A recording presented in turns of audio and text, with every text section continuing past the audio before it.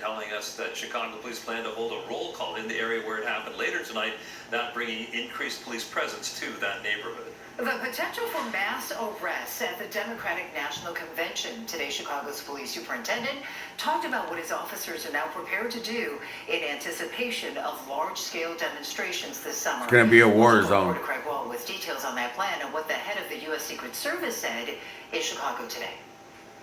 Secret Service Director Kimberly Cheadle touring the United Center today during a stop in Chicago to talk about security plans for the Democratic National Convention, which is now just 2.5 months away. So we're making sure that we have, with all of our partners, planned for every eventuality.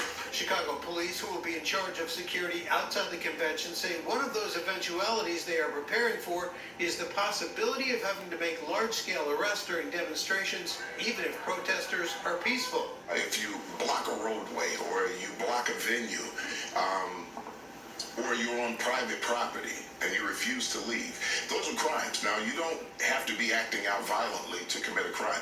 So we want people to understand. A coalition of groups are now fighting in court for protest permits. They are estimating 40,000 people from around the country will converge on the DNC.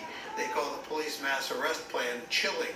What we're looking for from CPD is to not infringe on our democratic rights. That's what we're asking them for. Mass arrest is the last resort. If we don't have to arrest one person, we don't want to have to do that, if that's at all possible.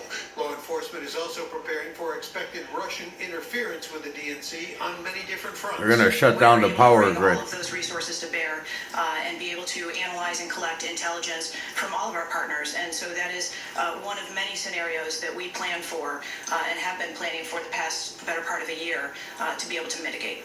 On Thursday, the Chicago police will be holding a training exercise to demonstrate how their officers are preparing for the DNC and the possibility of large-scale arrests.